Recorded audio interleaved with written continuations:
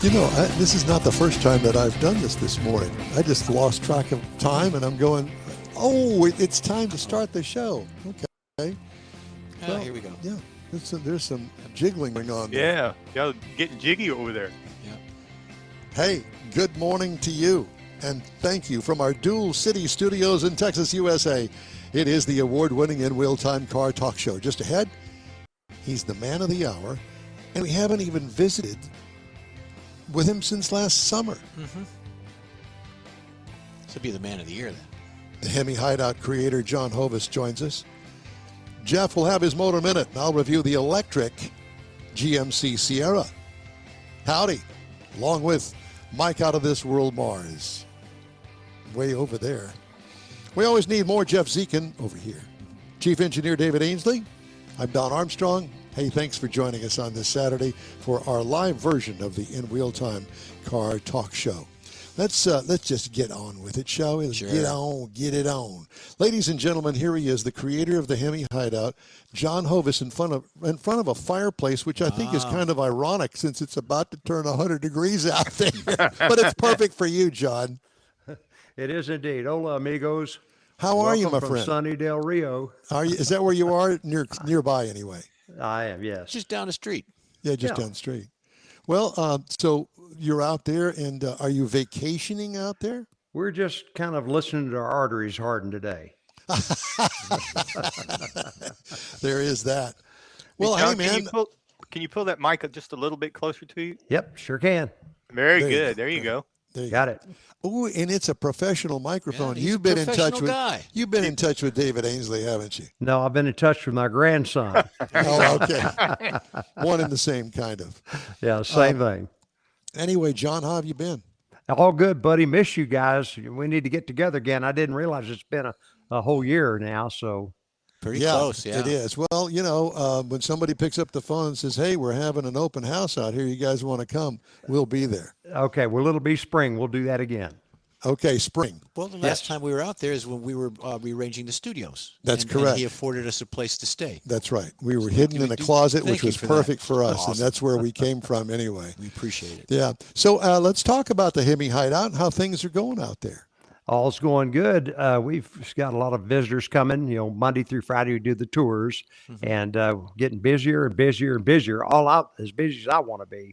So Well, that's right, because you've been, quote unquote, in retirement for a number of years. Actually, I met you and you just had been in retirement for a couple of years, I think. you are correct. That's been almost 15 years now. Wow. Oh my gosh! Well, You were a young buck back in those days. Yes, I was. He's not anymore. No, none of us are, as a matter of fact.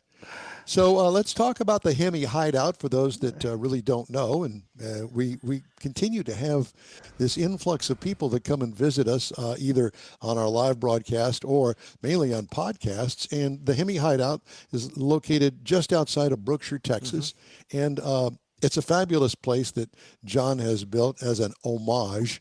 There's a word for you. There you go. An homage to the Hemi culture, and mainly late 60s, early 70s. Right, John? That's correct. That's my love of my life. Yeah. But here of late, and I say of late, meaning the last, 7, 8 years, you've kind of backed off of the cars and you're into the signs now. Yeah, into the sign, just getting a little cozy in there now. So even that's starting to slow a little bit, but we still put things in almost every day. So, special things. So fill in the holes. Yeah. Well, let's go back to the cars for a second and tell everybody what is the collection? What is it made up of? Okay, so basically my love when I was 18 years old, it was 1970, and the muscle car era was in full swing, as we all know. And for me, I had a Dodge Superbird, and I love the Dodge and Plymouth muscle cars. I loved all the cars, but Hemi Hideout is certainly got a theme behind it because of my love. But collected the cars, tried to get one of each model from, say, 68 to 71. That was my heyday. So that's what I've basically done. All 446 packs and Hemis except for one 340 Duster. Which is my favorite. Yeah. And That's your favorite. leave it to me to be the oddball out, right? It's in the will, okay, pal? I appreciate that. But don't look for it today. Yeah. You also have a Superbird in there amongst your Yes. collection. Sure. Is that an original? That's an original. I'm the second owner. It's got like 38,000 miles on it. It's a 446 pack. And out of the 1,840 that they built, only 277 had the 446 pack. So that made that kind of special. 77 had Hemis, and the rest were all 444 barrels. Wow. Interesting. And I guess yours has got the most horsepower. Well, mine's a 446 pack, so it's underneath the Hemi. Oh, I see. Yeah. Now, there's a lot of these Mopar shows or car collector shows. Do any of these folks that think they know what they're doing contact you about any of your vehicles that maybe want to buy them or maybe sell you one? They do, Jeff, but I'm really not a professional on any of that. I'm just the ultimate enthusiast. So sometimes I get called out on some of my facts that I spill out. Hey, but it's all right. I'm just an enthusiast, really, and not a professional. But just love those cars. But Yeah. we get calls all the time. People wanting to buy one of those cars or trade or sell one. So, but it's cozy in there now. Yeah, So yeah. it's almost a full nest. Yeah. Yeah, and when you have an event out there that isn't really car theme related, you also have other events in there that you have to move some of the cars Right. out Yeah. and allow room for the tables. That's right. So you can rent the place out for a private event, and we do that. Whenever normally for corporate events is what it's mainly for. But you can come and have a 50-person lunch, and it's very affordable. If somebody comes out and rents the place, we match the funds, and all of it gets donated to local charities. That's so amazing. I don't want to That's run amazing. it. I don't want to have a full-time business, but it's Yeah. fun to share it with people anyway. Yeah, Exactly. absolutely. So for a nice size, let's say a corporate Christmas party, how many people comfortably can you hold in there? 250 is perfect. Anything under 125, it kind of runs out of the pizzazz. You got to have the party atmosphere, Gotcha. So, And we know that you're the party guy. Party We animal. do dude, I know that. how to, I'm old, but I ain't dead yet. He's taking care of his arteries out there. Don't he? That's right. The That's right. Got to keep arteries. those going. Yeah, got to keep them breathing out there. Right. Well, and we're going to get to the signs in just a minute, but you got a good friend that actually put us together by the name of Bill Seitz. And Yes. Bill painted this beautiful thing for me for my current Corvette. And so I said, Bill, I really have never done anything for you and Sharon. I said, let me run some spots for you guys and your autographics business. And so we're doing that. And I don't know, he probably has gotten hate calls because of it, but whatever the case may be. But Bill was instrumental in helping you build the Hemi Hideout. He's a prince of a guy, as you well know, just like you three guys. You know what I mean? That's it. I mean, come on. But Now, didn't he say that he's fabricated stories? I think he's doing one right now. Yeah, well, there's that. Yeah. no, but Bill played a major role and really was the catalyst that got me going. I'd still be sitting there talking about it if it hadn't been for Bill. And it's been a wonderful journey for me, Bill, really all of us, you guys, for everybody. The car industry has really been a wonderful ride for us in our lifetimes.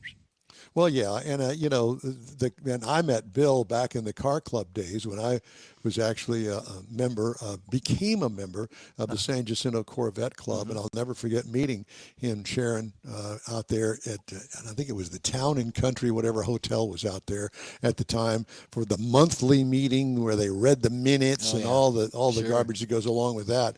But that was 1978, I believe it was. And Bill and I have been friends and gone to every kind of event when it comes to cars that you could possibly imagine. Actually, we even started our own club called Corvettes of Houston, which is, from what I understand, or has been at least, a Corvette dealership, if you want to call it that. I think it's still there. Yeah. Anyway, and it was Bill that said, Don, listen, I'm involved in this project with this guy that I met, and it's called the Hemi Hideout, and we're in the process of building it right now, and as soon as it gets built, we want you to come out and take a look at it. I went out there and was blown away. Are you kidding me? And it looks like a church to cars in there. And, and you'll have to explain briefly exactly what the makeup of the actual building itself is. Oh, maybe. Okay. So the building is a 21,700 square foot car venue, if you will. It's also neon signs and different memorabilia, things of the good old days. It's a scissor arch timber frame building, which is kind of unique for the Texas area because all the timbers have to come from the Pacific Northwest. So in this case, Idaho, and you bring the trees down. Most people will build like a gazebo or a great room, but very few people will build a whole building out of timber. But it gave you the wow factor naked before anything ever went in there. It looked beautiful, and everybody said it looked like a church or a cathedral. Yep. And then as we started to hang the neon signs, originally 15 years ago, we had collected 240 neon signs. There's 342 neon signs in there now out of 4,500 pieces. But when people come in, they think they're all neon signs. Only 7% of those signs are actually illuminated. Wow. What inspired you to go with that kind of the timber frame technology? I always wanted to build like a log home or some kind of wood structure. And then when I so-called retired, I thought, well, the clock's ticking. If I'm going to do it, I better do it now. And I'm glad I did it when I did. I wouldn't do it today. Why wouldn't you do it today? Well, I'm an old goat now, and I wouldn't have enough time to really enjoy it. Or it wouldn't make sense. It really didn't make sense then, but I'm so proud and glad that I did it. Well, you've got 15 years that you've been able to enjoy it now. Exactly. Yeah. So, and more important than all of that, I think, is the fact of all of the people that you, through the Hemi Hideout, have brought together. It's a people place. Yeah, it is. It really is. And we continue every day. We get new people come by and tour, and they bring other people. We don't advertise it. It's by word of mouth. So every day we have busloads of people that come out, community centers, church groups, whatever. Wow. Again, we collect a $10 fee when they come. We match that. All that goes charity too. So it's fun to share it, and we're having fun. A reason for the friends to get together, and we explain what all that stuff is, because when people walk in, most people don't know, what is this? They look at it like, what in the heck happened in here? Now, you guys know, you recognize all this. A lot of people just don't get it. They don't understand what they love it, but they don't know why they love it. It's just pretty, Well, I find myself when I've walked into it, it's just you don't talk for a few minutes. You just kind of look around and your eyes are about this big and you're going, wow, this is incredible. When we see somebody like that, Jeff, that's when we go get them, because we know we're going to have a lot of fun talking with them. And you do. Your staff is very knowledgeable on all the details of all the things that you have in there, and they give tours, and it's just amazing how they can remember all that, since you keep adding and changing and things. You talked about corporate events. Do you do weddings and those types We've done weddings, but we try to steer away from those because we don't allow kids under the age of 12 for lawsuit purposes. Yeah. But we do rehearsal dinners and we do receptions, so those are pretty popular. But again, you're limited to no kids under 12, and that usually nixes the wedding venue. Right. Yeah. Gotcha. Yeah, we don't want little Johnny scratching up the Superbird. Or Don Armstrong. I was going to say, took the words right out of my mouth. Oh, you won't know me too well. Yeah. Yeah, exactly. So you have a lot of help, and you have these volunteers. It's a staff of volunteers. And I say staff because it really is a staff, an unpaid staff, because they love coming there, helping you, and they love meeting the people, and the people love them. It's a big love fest going on out there. It's a win-win-win all the way around. We just have a great time. So onward through the fog we go. Yeah. So let's talk about the signs here before we get out of time. Okay. What have you got since we saw you last? And by the way, we saw you last August. Could have been. I think it was August. Yeah, because that was when we did the transition. Yeah. We end of August. Yeah. So since last August, have you acquired anything that you're mighty proud of? Well, we've got a new sign we're working on now. You remember Bill Prokopic. He's our restoration guy. Yep. And we've got a really cool sign that's going to go up here in a couple of months. And it says, everything is bigger in Texas. It's a porcelain sign. And Texas is great big with 2 X's. And it's got a cowboy lassoing a big giant jackrabbit. How it's big a is that neon sign? sign. It's Yeah, how huge. big is It's it? about 10 by 4.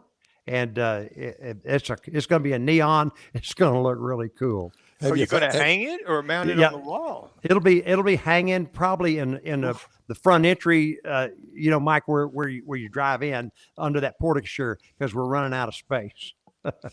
I love that. Oh, it's going to be outside. It's going to be outside under the roof and protect. It'll be under the roof, but it'll be cool and say everything's bigger for in an Texas. entry. Yes, talk about an entry.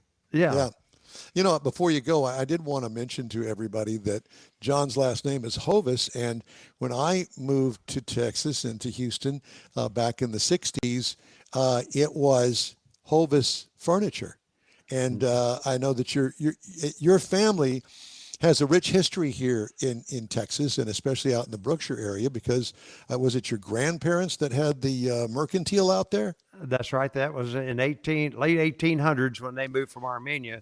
And then in 1920 moved into Houston, started Star Furniture Company. And then we sold out of 3 people that started Star. And in 1939, my grandfather sold out and we started competing against Star. We lost the war. By 1972, that was the end of Hovis Furniture Company. And a few years after that is when I started my manufacturing company. Yeah. And you went to Memorial High School? I did. I was a legend over there.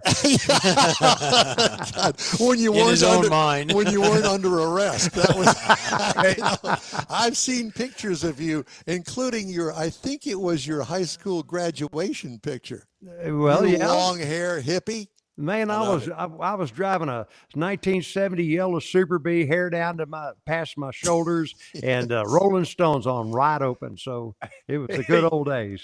Hey, John, we have a question that came in from the internet. Yes, sir. The question is, somebody wants to know, somebody named Diane Hovis wants to know if you're planning on selling any of this stuff. I don't know who you're talking about. Wrong number. Wrong number. Yeah. Hang up quick. She'll sell everything for half price. She's got a sign in there that says, "This is not a museum. Everything's for sale. See Diane." Hey, Well, Mike, get her number. Yeah, get her number. Yeah, right. Yeah. Listen, we love you guys, and we thank you so much for taking the time to join us today. I know you were going to sleep in late today, but guess what? The In Wheel Time Car Talk Show came a-knocking, and we sure appreciate you spending the time with us. I appreciate you guys, your friendship and all, man. Thank you guys again. Y'all are a great big part of our ride that we've had, so thank you all. Love you both. Love you too, man. Thank you, John. Thanks, and we'll talk again soon, John. We appreciate you. All right, Jeff's then. Motor Minute and a review of the electric GMC Sierra when the In Wheel Time Car Talk Show continues right after this quick break. The Tex-Mex dining experience is defined by Lupe Tortilla, your destination for Texas's best beef fajitas and frozen margaritas. Since 1983, Lupe Tortilla has served authentic and time-tested recipes made with the freshest ingredients. Atmosphere is part of the award-winning experience at Lupe Tortilla, all developed in a little house near Highway 6 and I-10 in Houston. Visit any of the Lupe Tortillas and you'll see the same attention to detail in each and every location. Start your Lupe experience with queso flamiado and guacamole, along with a classic frozen margarita. Dine on famous Lupe beef and chicken fajitas or pepper shrimp brochette, or a fish or vegetarian entree, and finish with a scrumptious flan for dessert. Find Lupe Tortilla in Houston, College Station, Beaumont, Austin, San Antonio, and Dallas-Fort Worth. There's a Texas location near you. The recipes are authentic and time-tested. The ingredients always fresh. Lupe Tortilla. Eats pretty good. Apple or Android, In Wheel Time podcast can be found everywhere, on the stream and through downloads. Whether you're on the road or at home and searching for a fun car talk show, give In Wheel Time a try. Honest new car reviews, fun, informative interviews with real car people, weekly automotive news, features like Jeff's Car Culture, Mike's Driving Destinations, all on In Wheel Time. Check us out on SiriusXM Podcasts, iHeartRadio, or while you're shopping on Amazon through Amazon Music. InWheelTime.com has a list, so check us out. Join us for our live version of the In Wheel Time Car Talk Show every Saturday at a regular time, 10 to noon Central, on InWheelTime.com, YouTube, and Facebook. Or you can always grab a 30-minute podcast of our show from your favorite podcast store. It is free. And a reminder that next week we're going to have an extra bonus hour. Yep. We're going to be on 9 to noon instead of 10 to noon because we're going to be coming to you from the Lone Star Street Rod Association State Run. It's a yearly event at Granbury, Texas, and we hope that you'll join us for the live show. Yeah, it'd be a lot of fun. Yep. Yeah. Is that Central Time, Mountain Time? That'd be 9? Central Time. Okay, just make Central sure. Time, yeah. Okay, time now for Jeff's Motor Minute. Yeah, how about this? We asked folks to send in pictures of their vehicles, and if you look behind Mike, there's a 1955 Rambler American. It was designed by Pininfarina, and that is Mr. George Skelton's car. It's a 1955 Rambler, like we said. In 1960, his parents drove it to California. He rode in the back with a dog. He had no seat belts, no seat, just a pillow and a blanket. He rode back there with old Yeller. Had a one-wheel luggage trailer behind it on a bumper hitch. And they had a swamp cooler because it had a swamp cooler because it didn't have any air conditioning. Swamp coolers have water and air induction on the window. 68, he shared it with his mom going to high school. It had an 195 horsepower flathead 3-speed stick, and if you push the clutch all the way down, you could start the car. Seats folded down. I remember that, yeah. Had a 4-track tape player, speakers that could reach extended about 50 feet if you wanted to take them to the beach or any party. He had his Hobie surfboard on top, and the car shimmied at 55 miles an hour. Maybe he should take the surfboard off. And he was blacklisted because he was trying to date the Westbury Rebelettes in that car, and they said no. And the car's nickname was Green Goose. So thank you, George, for that. Send pictures, little bio, and we'll get you up there. Love you, George. Thank you very much. All right, time now for this hour's car review. Your old pal Don Armstrong had a chance to drive the 2026 GMC Sierra. Now, this is not just any old Sierra. This is the full-size EV Denali Max range, and it comes in these trim levels: Elevation, standard range; Denali, standard range; Denali extended range; AT4 extended range; AT4 Max range, and Denali Max range. Man, You're going to have a big battery just for the name. I need a drink. And I'll tell you this, it shows on the dash anyway, that once it's got a full charge, it'll do 500 miles. Seats, well, gosh, it depends on how you've got it loaded up, but this particular one here seats 5. Okay. Exterior changes. It was all new in 2024. Sharp-looking body style reminds of the old Avalanche in some sort of way, if you look at it from the side. Attractive, unique grille with a solid panel in place of the open grille, like most trucks and SUVs have. Big open wheel wells with side marker lights embedded at the top of you can see them up there at the top of the wheel well trim. Okay. Short box is attractive. I really do like the short box. What could use improvement? That plasticky rear bumper. I think I'd take that off and put me a big chrome one up there from 1968. Well, you could do a roll pan. Interior highlights. Each trim gets its own unique upholstery. Huge vertical mounted center screen there with a phone charger directly below it. Steering wheel controls are easy to understand and use. As far as the side steps, they're folding, and they are handy, I will tell you that. As far as room, it's got a frunk up in the front there. It's small, but handy. The back seat folds up. What I liked about it, overall layout, extremely attractive. What could use improvement? Infotainment system does not have Apple CarPlay or Android Auto, and the instrument cluster is a little bit too small for me and my blind eyes. No shade for the sunroof. And I put on there, in Texas? Yeah. No, it's got one of those auto dimming kind of roofs on it, which is cool, but man, it's going to be 100 degrees here before too long. You do the math. Yeah. Engine, dual motor, 760 horsepower, torque 785 pound-feet. Four-wheel drive is standard. Tow rating, 10,200 pounds. Haul rating, 1,500 pounds in the bed. It gets a 478-mile range when I got it. It's 500 is what the folks at GM say. I got 2.0 miles per kilowatt hour. If you want to do the math on that, be my guest because I can't. We can call Katy. She'll do it for us. It gets 385 miles per charge according to the computer on the thing. Okay. What I liked about it, the range. So you don't have to stop every 10 minutes to get it recharged. What could use improvement? No, more of it. Just keep it coming.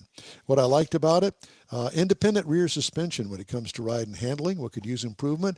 It feels heavy, because it is. 8,867 pounds is what it weighs. Wow. That's over 4 tons, folks. Yeah.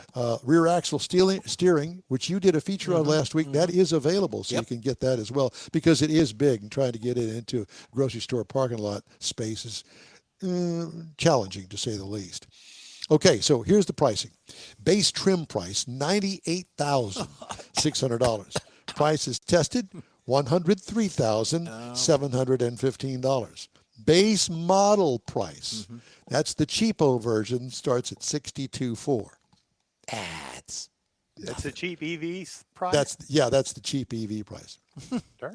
Competitors to the vehicle in base size and price. The F-150 Lightning starts at $49,780 for the 25 model, because they stopped building it. Tesla Cybertruck starts at $71,985. You always wondered how much that cost? Yeah, $71,985. Not me. Rivian R1T, $70,990. All of those are trucks. Wow. Next week, going to review the Subaru Outback. We've had them before, but they've changed it up, so they gave me another one, a new one, and we hope that you'll join us. I for have that. questions about your review. You Yes, said okay. it lights up 500 miles when you got a full charge. Didn't they have some things with Volkswagen about messing with the CAFE standards and wrong mileage ratings? So how you said there's a formula calculation to do that. Well, so you know, interesting. and I will tell everybody this, if you're not driven an EV or not familiar with them, that what they say it'll do, okay, it'll do that. Turn the air conditioning off, turn all the accessories off, and feather the throttle, and then put it on cruise control at about 40 miles an hour. And then you'll be able to get close to the mileage that they state. Now, I was privileged to find out about how they calculate mileage, and they do it on a test track. And they do it down at the bottom of the test track. Mars, you were there to witness it yourself. They were doing it up there at Chrysler when we went to that event up there. And that's what they do. They hit the cruise control button and round and round. Can you imagine having that Well, job? if you do it on the road and you hit the cruise control button, as soon as you get all those calculations set up and done, you got to stop for the stop sign. Well, there's that. But I think we're talking about freeway Highway, driving. Yeah. I have more, but we're running out of time. Okay. Well, that's it. I mean, it was a great vehicle, and if you're into electrics and you're into trucks, this is something that you definitely want to look into, because it's pretty darn nice. Because the GMC is a step above the Chevrolet, and I would imagine that they both come down the same assembly line up in Arlington. It looks like it's an off-road visual of the This vehicle. particular one It does is. look like it, but it's not. Yeah. Well, I don't know. Manly look. Yeah. Yeah, I don't know. It could very well be a good off-roader. I haven't done any tests like that, but it's something to check out if you're into it. Hey, if you'd like to get in touch with us, send us an email. The address is info@inwheeltime.com. I'll be right back after this break. Stay with us. Your car is a direct reflection of you, so don't be satisfied with color fade or a dingy, dull appearance. Get rid of those terrible automated car wash scratches. Gulf Coast Auto Shield is your Save the Paint company. John Gray and his team of detailing experts can help your car's finish without a full repaint. Searching for real experts in window tint or windshield protection? Gulf Coast Auto Shield. Dash cams, radar detectors, Gulf Coast Auto Shield. Got a new car? Get it protected as soon as you take delivery. If you don't know which of the multitude of protection products to go with, John Gray will give you an honest opinion and won't sell you something you don't need. John will help you understand the many options and pricing right on the spot. He's your guy to have your ride looking its best and protected too. See the state-of-the-art shop yourself. Free tours anytime. Gulf Coast Auto Shield is easy to get to, located just south of the Southwest Freeway on the Sam Houston Parkway. Gulf Coast Auto Shield, full-service luxury car care today and online at gcautoshield.com. Gift giving should be meaningful, and we have an idea. a hand-painted custom illustration of your car from one of the nation's leading artists. Now you can get one or a car show poster customized for you, a friend, or a loved one. Bill's Sites will be happy to guide you through the process. No matter what the day, birthday, anniversary, or any day, an Autographics custom illustration adds an extra touch of class to any home. Call Bill today, 832-922-0963. That's 832-922-0963. That's it for this podcast episode of the In Wheel Time Car Show. I'm Don Armstrong, inviting you to join us for our live show every Saturday morning on Facebook, YouTube, Twitch, and our InWheelTime.com website.